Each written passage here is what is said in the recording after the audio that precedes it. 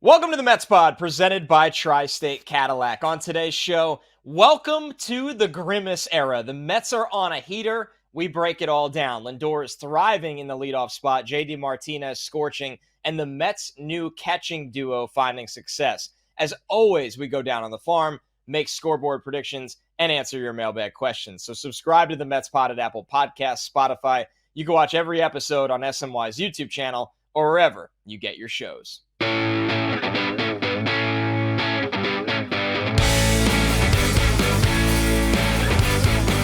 What's up, everybody? Welcome to the Mets Pod, presented by Tri-State Cadillac. Visit your Tri-State Cadillac dealer today and subscribe to the Mets Pod at Apple Podcasts, Spotify, or wherever you get your pods. If you'd like to drop us a review, drop us a mailbag question with that review. Watch us on YouTube and also ask mailbag questions in the comments under the show.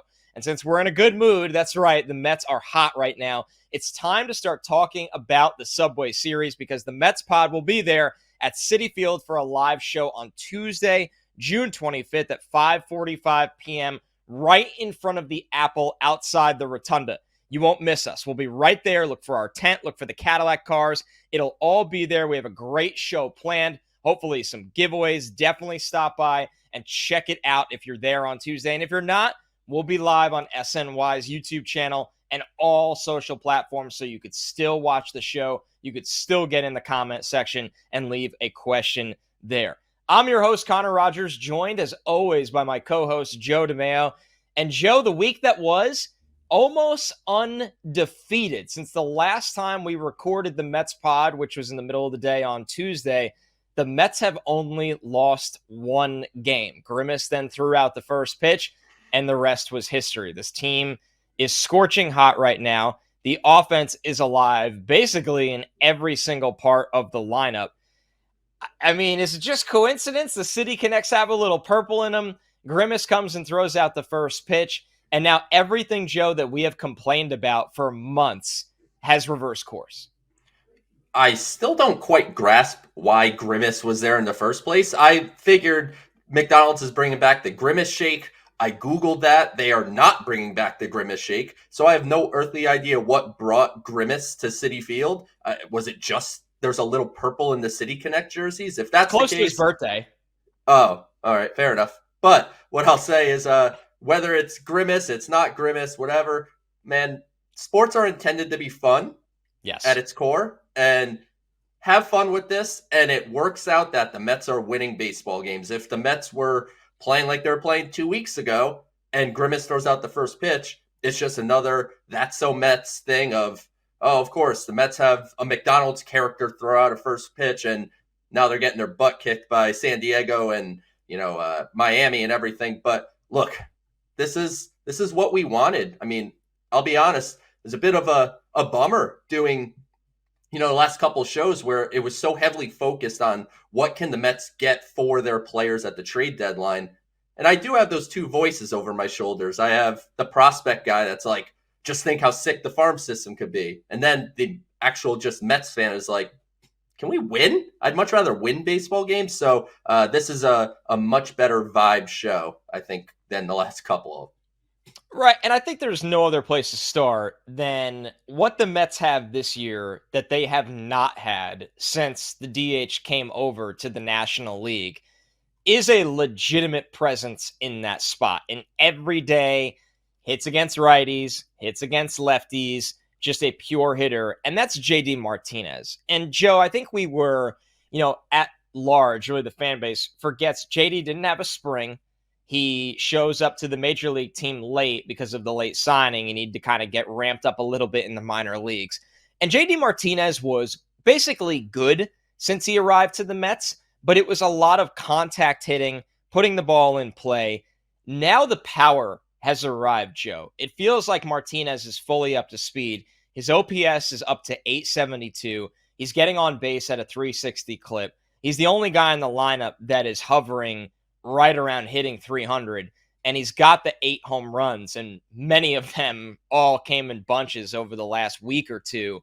Obviously, the big moment, his first career walk-off home run. And I think despite all of the pretty numbers, the big hits, being a reliable presence in the middle of the lineup, Joe, I think having him in this clubhouse is also one of the biggest impacts on the team. One of the most, I guess the word is professional hitters in the entire sport over the last half decade, or you could say last decade, around a Mets team that how quickly we forget. Yes, they do have veterans, but they didn't have a guy like this that's a really older veteran that's still productive, that can kind of be that calming voice in the midst of adversity. And Martinez has been worth every dollar and more for the bargain value that the Mets got him. Professional hitter, professional person, knows what it's like to be in a winning locker room. I think I have this on authority, but I don't think it's a coincidence that Mark Vientos is hitting better with JD Martinez in the room. And I think he's going to be a positive for Francisco Alvarez. That's something JD said when he signed with the Mets back during spring training. And he kind of took Mark Vientos' job that he had at the time. And he's like, I'm here to help Mark. His first day there, he went up to Vientos behind the batting cage, put his arm around him and started talking to him and kind of trying to take him under his wing. And JD also goes back to that team meeting where the Mets have been great since the famous team meeting. And he decided to let the media know basically what he said, which was, we're losing now. Everyone expects us to lose. So let's just go have fun. And the Mets look like they're having fun. And JD Martinez in this lineup, what a difference from the days of figuring out how we're going to divide playing time between Daniel Vogelback and Darren Ruff at DH. I mean, it's night and day. It's, whatever term you want to use. JD Martinez has been everything I think Mets fans could have possibly asked for. And I think the trickle effect has been real. I mean, after just a dreadfully slow start to the season for Francisco Lindor, over the last 28 days, Lindor has an OPS of 992. He's getting on base at a 400 clip. I mean, Lindor is a presence on the bases. He's got power. And I think here's the thing right now, Joe, why it's, you look at it and go, why you're buying in and why it's real. Lindor, for the first time as a Met, and he did a lot of this in Cleveland, is the Mets leadoff hitter. And in 28 games this year, on 130 plate appearances, batting leadoff, he's getting on base at a 385 clip. His OPS is 916. He's hit 5 home runs. He's stolen 5 bases. He's batting 310. Those are dream numbers for a leadoff hitter that also plays Gold Glove caliber shortstop. This is why you pay Francisco Lindor that mega deal. And I would like your thoughts on it, Joe, because quite frankly, I can't wrap my head around it. Lindor's approach, comfort, confidence as a leadoff hitter is just in a totally different place that I don't ever want to see him move from there again, as long as he's wearing a Met uniform. And I know, and thank God Brandon Nimmo has gotten going over the last couple of days, because the other, inverse effect is, well, Nimmo's been moved out of the leadoff spot, and he wasn't even looking like the Brandon Nimmo we know and love. He was lost. He's starting to figure it out again. But, Joe, what do you think it is about batting leadoff for Lindor? I mean, batting second, a 419 OPS. Batting third, 697. He's in and it's not, okay, we batted him leadoff for a week. We've batted him there 2 weeks. This is a month he's batted leadoff, and he has been one of the best players in the National League. I'm wondering if it takes almost a little pressure off of Lindor almost, because when you're batting third, the expectation as the number 3 hitter is you have to be a run producer. And, maybe he was selling out to try to hit home runs too often in the 3 especially spot. As a lefty. I think so as a lefty he was. And he has a natural kind of like uppercutty type of swing as a lefty anyway. But ever since moving to the leadoff spot, he's seeing more pitches. He looks more comfortable at the plate. I wonder if it just has relaxed him a little bit, where it's just like, I can play my game. I need to get on base for the guys behind me, not so much, Brandon Nimmo's on, I have to drive him in because that's my job as a 3 hitter. And, it's been remarkable what Lindor has done. And you can see the vibes too coming off of him. Like Mr. Smile feels like he's back. That great defensive play that he made on, I believe it was Saturday's game, where in the up the middle and the backflip and just the way he was pumping up the crowd. Man, this team just is having fun, and Francisco Lindor is always at the epicenter of what fun can be. Yeah, and once again, I keep talking about the trickle effect. Lindor's been tremendous. Martinez has been tremendous. There's no doubt about it. Pete and Nimmo have definitely both been on a roller coaster this season. Like with Lindor, who takes a lot of heat from Mets fans, and don't get me wrong, the slow start absolutely was a big part of the Mets having a slow start, but Lindor's been amazing for a month now. With Lindor, with Pete and Nimmo, it feels like it's just a lot of up and down. They've, obviously the offensive explosion to kick off the series in Texas was a great sign as well. I think right now, Joe, you just hope that if Pete and Nimmo can be, they don't have to, if this is a career year for Lindor in a Mets uniform and JD Martinez stays this way, the Mets are in really good shape, where you only need Nimmo and Pete to be themselves. You don't even need rookie season Pete. You get 40 home runs out of Pete Alonso, and his average starts to creep back to 260, and his on base starts to creep back to 330 instead of 239 and 317. It's just, that's the key here, is those two guys finding consistency, because if that's the case, Joe, this lineup will be a really, really tough out. And during the Grimace era, we've seen flashes of that. Not all four of those guys are going to rake every night. There's still going to be nights where you need Francisco Alvarez to do his part, Vientos to do his part. Harrison Bader has had a lot of big hits this year. You're still going to need those parts of the lineup to absolutely contribute. But the bottom line is, Joe, it feels like the first five in their batting order, combined with the depth pitching they've gotten, there's no way around it. The Mets are right in the thick of the wild card hunt right now because of it. They're right in the thick of it. And what I liked about Pete Alonso, he obviously hit the home run off of Dylan Cease in the San Diego series. But what stood out to me in the Texas game on Monday, that first hit that he had, just a liner over the second baseman into right center. So it wasn't a home run. It wasn't a 500-foot missile that Pete Alonso has in him. That looked more like the Pete Alonso that has been more consistent over the last few years for the Mets, where it's, if the ball's on the outside, he can just take it over to second baseman into the gap, and that can maybe get him going to where he's more comfortable at the plate. And then on Brandon Nimmo, this is a guy that once they took him out of the leadoff spot, they put him in the third spot. We talked about it on this show. He basically stopped walking and struck out more in the 3-hole than he did as a leadoff hitter in half of the games.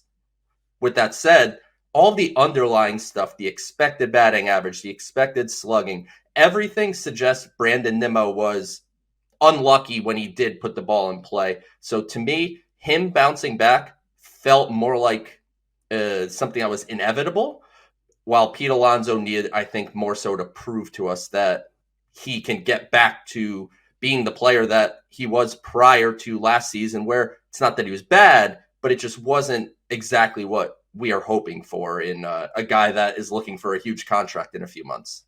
It just didn't work for Nimmo in the third spot, right? You take him out of the cleanups, the leadoff spot, and you obviously love Lindor there. The 20 games that he had in the third spot, the OPS is at 641. The biggest thing is the on base at 303. Like you said, Joe, 34 strikeouts to 6 walks. That's not the Brandon Nimmo we know, and he's a much better player than that, and we all know he is. And yes, it's a small sample size, but the 5 games batting second, he only struck out 3 times. He's getting on base at a 546 rate, and the OPS is over 1,200. So if Nimmo's going to be a guy with an OPS over 800 batting second and still finds the balance of being the guy that makes things happen, I feel like your approach doesn't have to change that much going from batting leadoff to second. Really do more of the same thing. It felt like when they batted him third, Joe, they were like, hey, you're a guy that hits home runs now.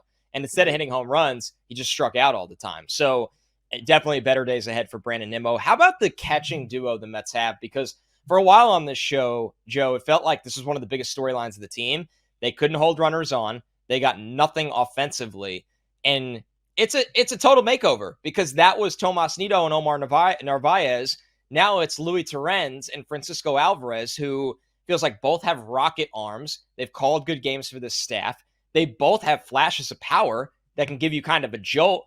And credit to Alvarez against the Rangers. It felt like he shortened his swing and started to find ways to hit singles as well. So the Mets catching duo doesn't need to be all-star rate, but if they are above average, it feels like it completely changes the dynamic of this team, where for so long, they weren't even below average. They were in the basement.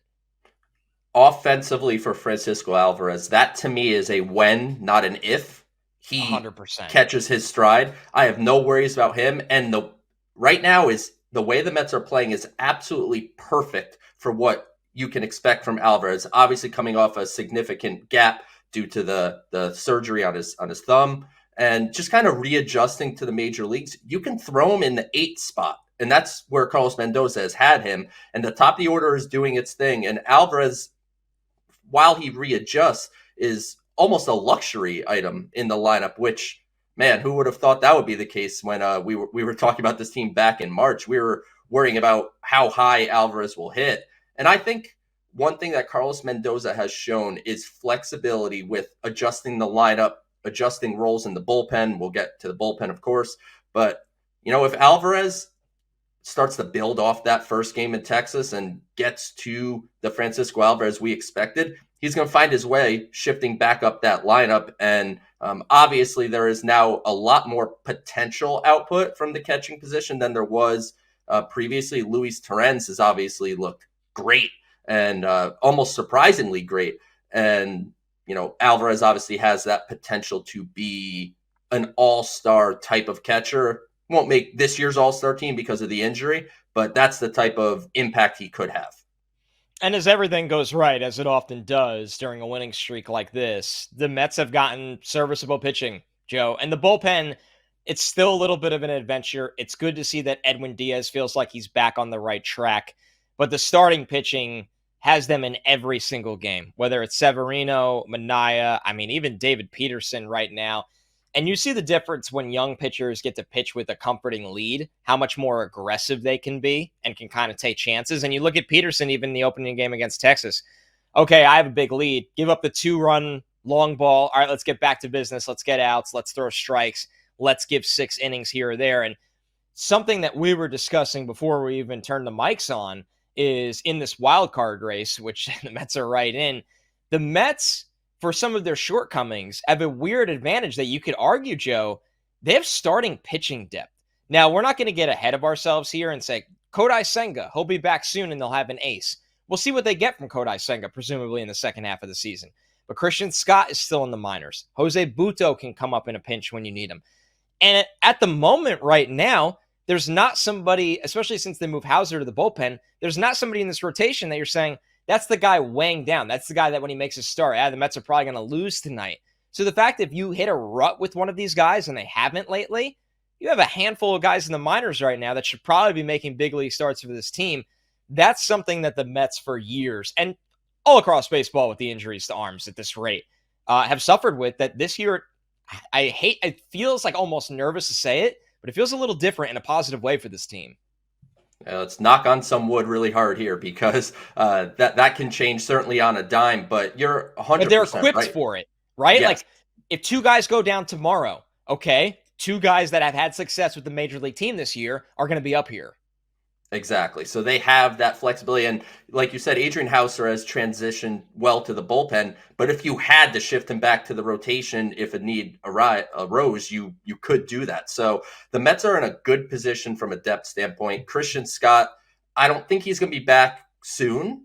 I think the Mets are trying to spread out his outings at the AAA level, limit his innings, because I think they want Christian Scott to be a factor in August and September. And if they kept him at the major league level, you can't just decide to start Christian Scott once a week or pull him after 3 2/3 innings, as part of a plan. So I think this is the whole Christian Scott thing. As much as he is good enough to be in this rotation right now, this is all a big picture discussion.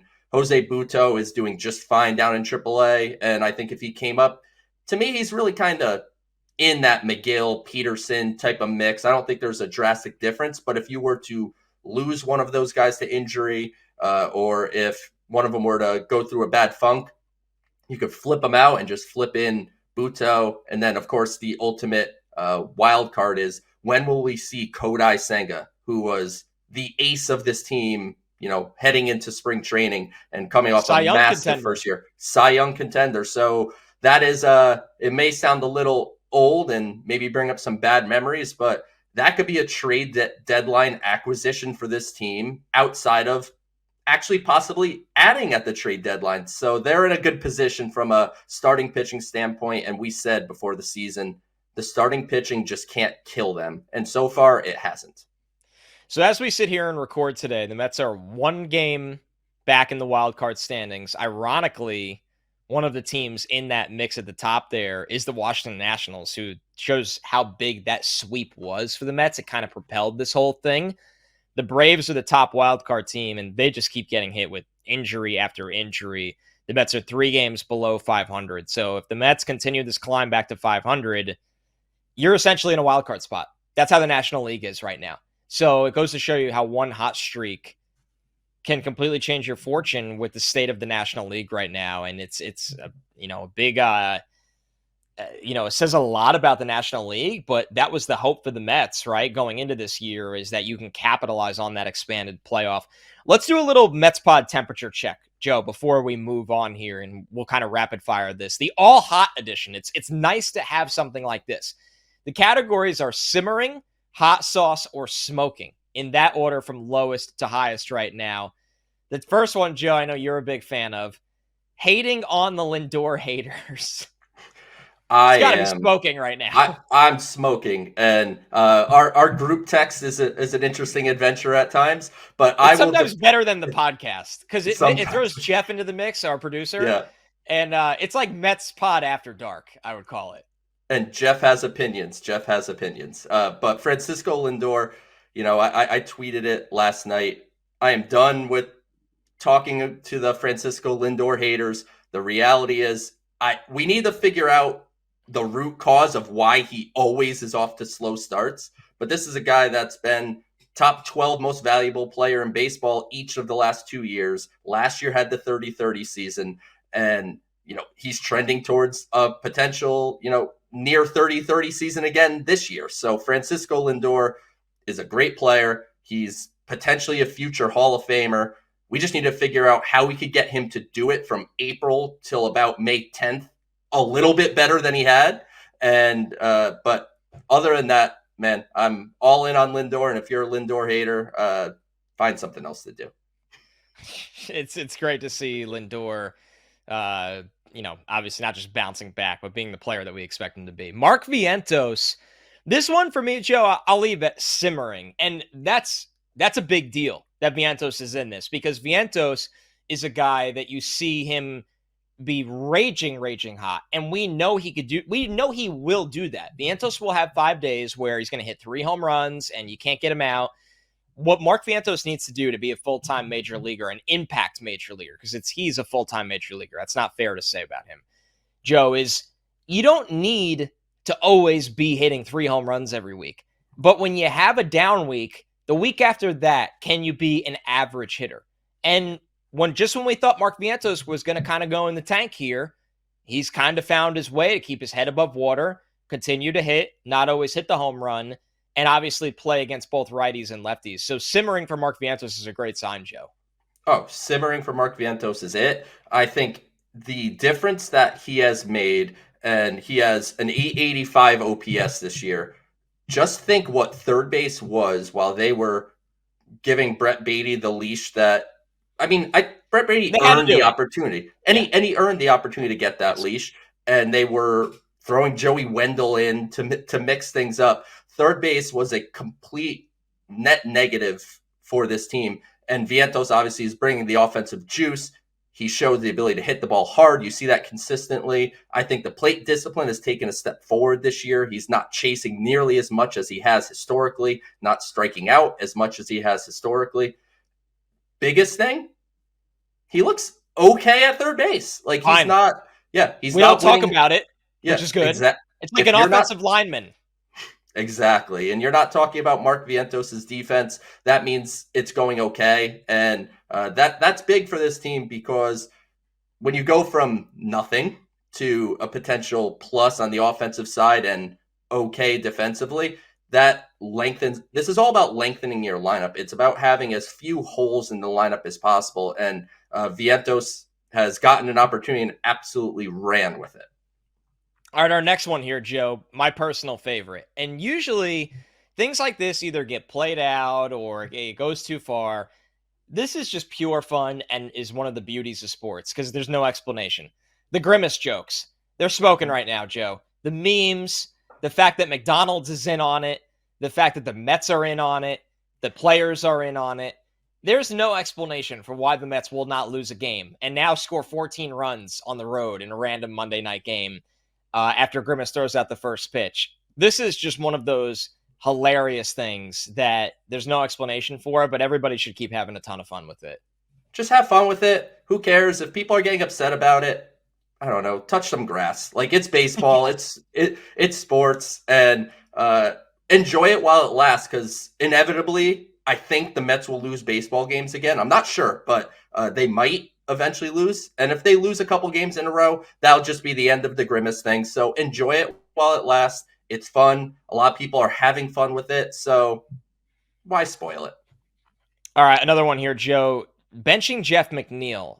This, to me, I'll put right in the middle at hot sauce. I think it showed some accountability for this team and kind of showed like, hey, you got to produce to play no matter what your money you're making, how long you've been here. You won a batting title. This guy won a batting title recently. I think it's hot sauce. I'm not going to say benching Jeff McNeil is smoking and it's the reason the Mets all of a sudden are back in the wild card, because I'd love to see Jeff McNeil kind of figure it out this summer at some point and be a factor for this team. Not a superstar, not an all-star, not a batting title champion, but at least figure it out. But I think it was a pretty big statement by not David Stearns, but also Carlos Mendoza. I would say simmering, so I'll go just below that. Obviously, Jeff McNeil is not performing really at all, but no. Jose Iglesias has done well in a small sample size. If you give Jose Iglesias a big sample size, it's probably not going to work out like you hope. So I think giving McNeil some rope, and again, you could bat him ninth, and that's what Carlos Mendoza has done. This is the flexibility that he's showing. Harrison Bader's playing better. He goes up in the lineup a bit. You could throw McNeil in the 9 spot, give him every opportunity to figure it out. And if he doesn't, then, maybe in a month or so, we're talking about Luis Angel Acuna. Of course, you could play Jose Iglesias against some left-handers, but I would be reluctant to just turn second base over to Jose Iglesias. I think he would get exposed in, an abundance of at-bats. But, man, it just stinks to see Jeff McNeil fall to this point where it just seems like it's non-competitive way too often. Yeah, it is. Like we said, hopefully McNeil can be an average second baseman, because the Mets don't need McNeil to be one of the top 5 hitters on this team right now. They just need him to be serviceable, and he hasn't been. So hopefully Jeff McNeil can find it. The last one, the Mets pod live at Citi Field, Joe. Oh, man, that is as hot as it gets. I can't wait. And I'll tell you, if we had this question, we did the temperature check a week or two ago, it'd be like, man, we're going to be sitting there talking about trading Pete Alonso away into microphones over a speaker. Well, Yankee fans are walking and by Yankee fans are tormenting us. Yeah. Yes. So if the Mets can, not get destroyed these next 2 games by Texas and then get swept by the Cubs, as long as they hold their own the rest of this week, I think the Subway Series has juice again. The Yankees, obviously, one of the best teams in baseball, and the Mets, the hottest team in baseball. Since May 30th, the Mets have the best record in all of baseball. And, obviously that's 3 weeks or so, but it's getting closer to a month of being the best in baseball. So I can't wait for the live show, and I'm glad it's this coming week and not last week. You're listening to the Mets Pod, presented by Tri-State Cadillac. Subscribe to the Mets Pod at Apple Podcasts, Spotify. You can watch every episode on SNY's YouTube channel or wherever you get your podcasts. All right, Joe, let's go down on the farm. And I believe we have not talked about this name this year. Former second-round pick in the 2022 MLB Draft, Nick Morabito, Joe. What's going on with the Mets' former second-round pick who is at Brooklyn right now? Nick Morabito is a guy that when the Mets drafted him, I had heard the name before. I knew who he was, but he was a bit of a pop-up prospect. It's not often you see high school players that go in the top, 100 picks or so that are not a part of the major showcases. He's not at, Perfect Game All-American. He's not at the Under Armour All-American game. He wasn't at many showcases. The Mets found him at more of a regional showcase. And he had a bit of a slow start to his pro career. And this year, he's really taken off in a big way. He's split time between St. Lucie and Brooklyn. He's hitting .337 with a .452 on base percentage. And what's really big here, 32 stolen bases. Yeah, This is a great athlete that can play both shortstop and center and right. The Mets have kind of taken him out of the infield, so he's looked at more as an outfielder going forward. The power is what's in question. He has good batted ball data. He barrels well. He's getting good exit velocities, but he hasn't really gotten to the home run power yet. So I'm hoping that there's some physical maturity still here to do, and he can maybe tap into a little more home run power. But on a Brooklyn team that has lost the likes of Ryan Clifford and Brandon Sproat up to the AA level, Morabito is probably the highest ranked prospect still standing there, either him or Jonah Tong. They will both be in my top 20 when I update here for SNY in the coming days, as I'd like to give a little tease that update might be coming pretty soon. Morabito is a guy that is working his way back up lists.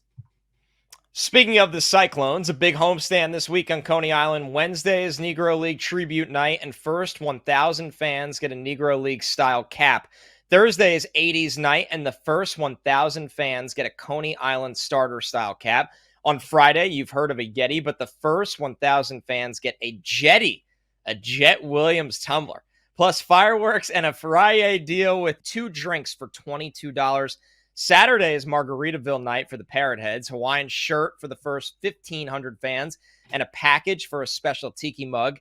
And Sunday, of course, kids run the bases. Free Mr. Softy for the first 500 kids, a Bluey appearance, and color your own cap giveaway for the first 1,000 fans. For more details and tickets, visit brooklyncyclones.com. All right, Joe, let's review our scoreboard predictions. Over-under push was set at 2 for Mark Vientos home runs. We both went under. Vientos did not hit one. We both get a point. Over-under push was set at 2 for Pete Alonso home runs. Joe, you pushed. I went over. Pete only hit 1 home run. No points for either of us. Over-under push was set at 3 for Met starters going at least 6 innings. We both pushed. 3 starters went 6 innings. We each get a point. Over-under push was set at 3 for Jeff McNeil starts. Joe, you went over. I went with a push. He started 6 games. That wasn't even close to what we thought it would be at. So McNeil, the benching of McNeil, a little bit overstated. Overstated would definitely be the point. 1 point to you, Joe. Over-under push was set at 4 for Mets wins. Joe, you pushed. I was feeling it. I went over. They won 6 games. Got a point. Nice week for us, Joe. 3 points each. We would take 3 out of 5 every single week. Joe continues to lead the season series 24 to my 21 points. For this week, we got 5 games. 2 more against the Rangers. The Mets scored 2 touchdowns against the Rangers. That's why I said Jets. The Mets literally scored 2 touchdowns against the Rangers in game 1. We'll see if they got anything left for the next 2 games. 3 against the Cubs, who, last time I checked, were having a miserable June. Or I know we're really, really slumping and now kind of hovering a little bit. So we'll see what the Mets could do. Over-under push is set at 5 for J.D. Martinez hits, Joe. What do you got here? I'm going to go over. I'm going to keep riding that hot bat. I mean, what we got 5 games, 5 hits. That's a hit a game. Get a multi-hit game or 2 in there. It buys you an 0 for 3 or 2. I'll go over for J.D. Martinez hits. Yeah, I got to go over. Nobody can get him out right now. And even more so, Joe, what's funny is the fly out he had against John Gray went like 500 feet. It went right to the center field wall. That wall in left center has no business being that far away. No. So, I mean, even when he's getting out, it looks like it should be an absolute nuke of a home run. Over-under push is set at 1 for Pete Alonso home runs. You know what? I'm going to go over again, Joe. At some point, it's got to hit. The thing with Pete is, and this year this hasn't been the case, but historically, you never walk the line. Like, you never say, Pete Alonso hit a home run this week. It'll either be none or he'll hit 3. So I'll go over 1 for Pete home runs this week. A lot of contact in that first game against Texas. I think the long ball comes back for Pete this week, especially maybe against the Cubs. I'm going to go over as well. I thought me going over was going to be us being different. But yeah, I think Pete Alonso, I'm going to hang my hat a little bit on that random single against the Rangers where it looks like that is the Pete Alonso that's seeing the ball better. So now put a couple over the fence. Yeah, I was looking at his advanced numbers and just his splits this year. And the thing with Pete is he hasn't found himself in a lot of hitting counts, a lot of those 2-0 counts. And if he starts having the kind of at bats that we've seen very, very recently, the power will trickle behind it because it's just that kind of effect for him. Over under push is set at 1 for Francisco Alvarez home runs, Joe. He's now getting back on track after the long layoff, but we haven't seen the power yet. I'll go under. I wouldn't be shocked if I'm wrong here, but I'll go under. I'll say no home runs the rest of the week for Alvarez, but I feel good that the offense is going to start turning a corner here soon for him. I'm going to push. I'm going to say he gets that home run we've been waiting for in these next 5 games. I think that's a little bit more hope right now, but we know Alvarez has it in his back pocket. Over under push is set at 2 for Mets starters going at least 6 innings. You know what, Joe? I'm going to push on this one as well. I think 2 of them do it out of the 5 games. It's kind of the rate they've been at over the last 3 weeks. I'll go over. Luis Severino starting here on Tuesday night. And I mean, if you're listening to this on Wednesday, you'll know what he did. But I have a feeling we have a big outing coming from Luis Severino here on Tuesday. So I will go over on pitchers going at least 6. Over under pushes at 3 for Starling Marte starts. Joe, this is coming off him sitting against John Gray, who he didn't have good numbers against. And I think the Mets wanted to keep Marte off of that, indoor surface at the Texas Stadium at least one of the games. So what do you think of his next 5? I will say I'll push. I'll say 3 of the 5. And what they're doing is he actually has like a little knee thing, the Mets said, where it's not something that is, structurally damaged and not something that requires an IL stint, but just he might wake up tomorrow and be like, it doesn't feel quite right. So they're giving him a day. I think they're just being strategic with their usage of him. So I'll say play 3 out of the next 5. That sounds about right. Yeah, it's got to be a push here for Marte. That's just the kind of schedule they seem to have him on right now. And with Martinez seemingly never needing to come out of the DH spot, that's really the ideal place for Marte if he's going to play 80% plus of the games. And you're not going to take Martinez out of that until he needs a day off. So Marte doesn't look like the same guy in the outfield anymore, and it's clearly health related.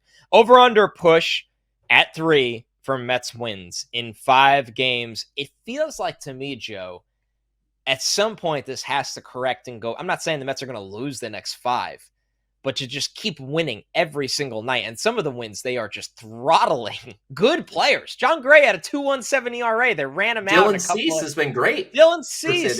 Yeah. Dylan Cease has been great, and they attacked him. I'm going to go with the push here for Mets wins. I think they win 3 out of 5, which is more than fine, because then you go into the Subway Series with some life. I'll tell you this, Connor. Last week, you took the role of me being positive, and I was a little more reserved. I'm back. I'm all the way back. I'm going over. Mets are going to win 4 of these 5. All right, let's jump into the mailbag. Of course, we will review our new scoreboard predictions on next week's show at Citi Field, right at the Apple. You see the Cadillac cars. You really can't miss us as long as you walk towards the rotunda. All right, this one from a 5-star review on Apple Podcasts. Big thanks to Chris L1818. In the case of the possibility of offloading Alonso/Severino at the deadline, could it make sense for the Mets to not trade either if they do command a prospect the Mets feel strongly about, so they have the ability to qualifying offer both? Not sure if they can tender more than one, but it may make sense, especially if they're interested in signing Pete long-term, and Soto and Burns, who could both be targets, will probably have them attached as well. So he said, do not command a prospect the Mets feel strongly about. I want to reiterate that.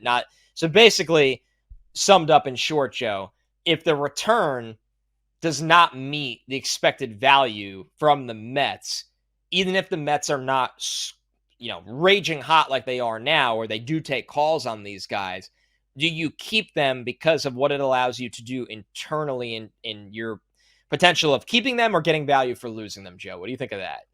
So if this season, for some reason, goes the way it's not going now, and it kind of reverts back to what we were talking about a couple weeks ago, you are not going to get the same type of prospect with a qualifying offer that you would on the trade market for Luis Severino or Pete Alonso. What we have to remember is, due to the Mets spending, which is obviously way north of the luxury tax in the Steve Cohen tax bracket, or whatever you want to call it, that's what I call it. That means a qualifying offer free agent. The Mets pick would be after the 4th round. Yeah, and to help out Chris here, you could offer a qualifying offer to every single free agent you have if you want to. So the Mets did this with Jacob deGrom and Chris Bassett, and they got 2 picks after the 4th round when they signed with Texas and Toronto respectively. So I think if for some reason this run just falls off and the Mets have to get back in their position of considering selling, I'd be stunned if you couldn't get more value for Pete Alonso and Luis Severino than what you would get in a qualifying offer. Yeah, I think this show is going to stay away from a lot of combos like this as long as the Mets keep winning, because it feels so good to have them back in it. But I think it's informative, Joe. That's why it's a great question and a great response from you. That is the strategy here because of the Mets spending, because of the reality that I'll tell you right now, as our conversations could potentially in a week move to what are the Mets going to do at the deadline to get better, not to offload. Yeah. We've had these combos on this show that one of the unique advantages for the Mets, if they entered that seller's market, was that we don't think anyone's going to be selling. I mean, literally, if you're listening to this show right now and you haven't checked in a while, and I understand if you haven't, Google the National League wildcard right now. Almost every single team is alive and well, which was the whole thought process from Major League Baseball to expand the playoffs. But the flip side of that is it does absolutely hamstring the trade deadline in terms of the action. And if you want someone, you might have to pay 1.5 to twice as much the normal price, which is the whole thought process if the Mets dare trade Alonso or Severino. So these combos are going to be really, really interesting. The next one from Zach Greinke, 5-star review on the Apple Podcast. Great username. Thank you for the 5-star review. Looks like Ryan Clifford has really started to rake in Binghamton, but how is his defense? If Alonso leaves, is he our future first baseman? Also, do we need to send a search party out for Drew Gilbert? What's the latest with him? So Ryan Clifford on the season, Joe, I text you joking, very Kyle Schwarber type numbers. He's batting .211. He's getting on base at almost a 400 rate, and his OPS is over 800. So Clifford is basically getting out, drawing a walk, or hitting a home run, which in this era, there's nothing wrong with that when those are your numbers. But defensively, Joe, we don't hear a peep about Clifford. What do you think? He's a fine defensive first baseman. The Mets are even letting him have some run in left field and right field. Yeah. So he's a slightly better than average athlete for what a first baseman is. And I think long-term, he probably best profiles at first. When you look at his stats, Connor, so you cited his season stats. He's having a Kyle Schwarber June, hitting .282 with a .482 on base percentage. Right for this? An .846 slugging percentage. .846. He has 6 home runs, 4 doubles. When Ryan Clifford hits a baseball, the baseball feels it. It's 110 mile an hour exit velocity seemingly every other day. He got out of that Brooklyn environment. He's adjusted to the AA level of competition. And, he's a guy that, maybe he could be the heir to Pete Alonso at first base if the Mets don't want to keep him long term. He could be a potential DH option down the road. But right now, Ryan Clifford is fulfilling a lot of the potential that I think the Mets saw in him when they kind of insisted on him being the second piece of the Justin Verlander trade. Yeah, the throw-in of Ryan Clifford. It's probably the best prospect they got at last year's deadline. Well, Drew Gilbert, the other part of that trade, which I think was part of the question, what's the status on him? What I'll tell you is I am hearing he will be back in minor league game action very soon. So I would say keep an eye on that. So Drew Gilbert is on the cusp of returning here and getting back into action. And as we assess these next couple of months, let's not discount Drew Gilbert as a part of the equation for what this Mets team could look like come, the back end of July into August and into September. Yeah, he's an interesting guy to track because we thought he could be the closest out of the position players. And, I just want to say one more thing with Clifford because I think it's forgotten very often. He has not turned 21 years old yet, Joe. Yeah. And, 6'2", 200 pounds. I would argue he might be bigger than that by now. That's his listed weight on Baseball Reference. The way he hits the ball, lefty. There's a lot to like right now about Ryan Clifford. With Ryan Clifford. So, and we'll keep, like you said, we'll keep an eye on Drew Gilbert as he returns from injury, because that return for Verlander, I'm not going to say it's going to like dictate the future of this team, but it could be a big catalyst for the long-term future of this team. Look, it's a possibility. You got two everyday type of players, and starting center fielder and one of your best power hitters. Like it could be a trade that we look back on in a few years and be like, wow, that was an absolute coup by Billy Epler and Steve Cohen. Good, a very apt use of coup. Yeah. I love that when we can say that about a general manager in baseball. All right, let's do one from Twitter real quick. Kevin asked, so we all know they can't stay this red hot forever, but what do you see as the most convincing case that the Mets can stay at least pretty good rather than reverting to May form? For me, Joe, I know we overuse the absolute heck out of this on this show, but this is who Francisco Lindor is. I think we're getting closer to who Pete Alonso is. This is definitely who JD Martinez is, and why we were screaming, hoping that you can get a DH like him over the last couple of years. That, to me, is why you can believe it. I still have concerns about the bullpen, as probably every fan base does with their favorite team across Major League Baseball. Let's be real with that right now. The pitching, as we've already gone over, has depth. Are the Mets carried by two aces that are going to pitch back-to-back in the playoffs? They're not. But they're carried by depth and guys that give you a shot to compete. But to me, Joe, why I think this team, in the perfectly way it's stated by Kevin, isn't going to stay red hot forever, but can be pretty good, is that they have 5 guys, maybe 6, in this lineup that are pretty good baseball players. Not just hot, but this is who they have been their entire lives. It's a legitimate lineup. To me, it's performing. I mean, if we go back to May 23rd, I tweeted this morning. Since May 23rd, the Mets offense ranks in all of baseball 3rd in runs, 2nd in batting average, 3rd in on-base percentage, 3rd in slugging percentage, and 2nd in WRC+. So the Mets offense may not be a top 3 offense in baseball for the rest of the season, but I think if they're somewhere in the middle of bad and amazing, they're going to hit enough for this starting pitching staff to succeed. And the bullpen, while still there are questions, June has been better than May. June is a little closer to April numbers-wise, honestly, for this bullpen. And Carlos Mendoza's usage of the bullpen makes me even more confident. All right, Reed Garrett is off to the hot start. He's your 8th inning guy. He starts to struggle, down the totem pole. Adam Ottavino doesn't give up like a hit for a month. Then he starts to struggle. Adam Ottavino is the first guy to come in after a starter. Edwin Diaz is, I rarely would say a closer is the complete X factor of a team. But if Edwin Diaz, back throwing 100 miles an hour, not perfect, but looking closer to the Edwin Diaz of 2022 from just a sheer stuff perspective, if he could be back and be a good closer for this team, it changes the outlook for the next month plus. And if they are reasonably contending, you have a GM, president of baseball operations, that I think has proven throughout his career to be a savvy trader. And he's even, obviously the Hauser and Tyrone Taylor trade has had its ups and downs, but from a value perspective, it was a win.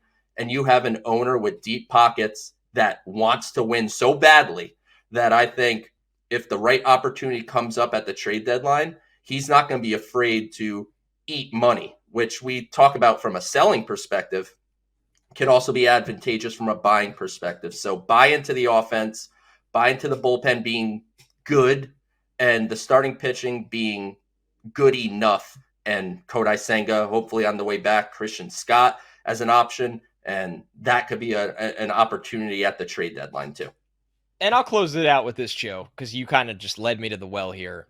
You have an owner that wants this team to be good and matter and relevant so badly that if the Mets really do stay hot up until the deadline right now, I don't think anyone's going to be sitting here and saying, go out and sell your 2 best prospects for the best rental on the deadline. That's not what we're saying the Mets are. But the Mets being relevant and competitive and showing they have a foundation in place, or at least a baseball man at the top that can find these one-year moves, that they're always in it every single year. Underlying factor of all of that, Joe, not only the buy-in from the fans and the buy-in continuously from the guys already on the team, you're entering a free agency where the Mets are going to be sitting across the table from Juan Soto, from Corbin Burns, from some of the most high-profile free agents that have hit the market in the last decade right now. And you know what's a competitive advantage besides money? And the Mets have all of it in the world. The Mets have more money to spend in free agency than any team in baseball. Is the fact that you are a competent franchise run by competent baseball people, starting with Carlos Mendoza and David Stearns, and obviously the owner and Steve Cohen, but also some of the foundation you have in place already right now. That's just important for this team as they go into the winter is, hey, maybe we weren't in the World Series last year, but we feel like two more big pieces and we're pretty dang close. That's how the Mets were able to land some big free agents in the Steve Cohen era 2 years ago. And they were pretty damn good in 2022 before it fell apart. And they're going to try to kind of have that same buildup here again, in my opinion. That's massive. And I was actually going to make pretty much that same exact point, that when you're going to the table, it's a little hard to convince Juan Soto to leave the Bronx, where they are perennial contenders. He's going to get offered plenty of money and be like, but guess what? We won 75 games the last 2 years, but we got some prospects. Isn't that really exciting? If you can say, look, we didn't go overly aggressive, obviously, last offseason, but look at the pieces that we have in place that brought us to a playoff run. And we think if we throw you in the middle of this thing, you could bring a World Series back to Queens for the first time since 1986. And I think that can be an enticing thing. So winning has its benefits as well. All right, this is the Mets Pod presented by Tri-State Cadillac. Visit your Tri-State Cadillac dealer today. And a reminder, Joe and I will be at Citi Field next Tuesday. Mets, Yankees. We will be in front of the Apple, right in front of the rotunda. We're near the Cadillac cars. We're right outside before you walk in, right towards the rotunda. You can't miss us. We'll have a tent. You will be sitting there with the microphones. Please get in on the action. That is Tuesday, June 25th at 5:45 p.m. And remember to subscribe to the show at Apple Podcasts, Spotify, or wherever you get your podcasts. Leave us a review with a question, and we'll look for it for a future mailbag. Of course, you can watch every episode on SNY's YouTube channel. Subscribe there. You'll never miss a show. Thanks so much, everyone, and welcome to the Grimace Era. We'll catch you next week.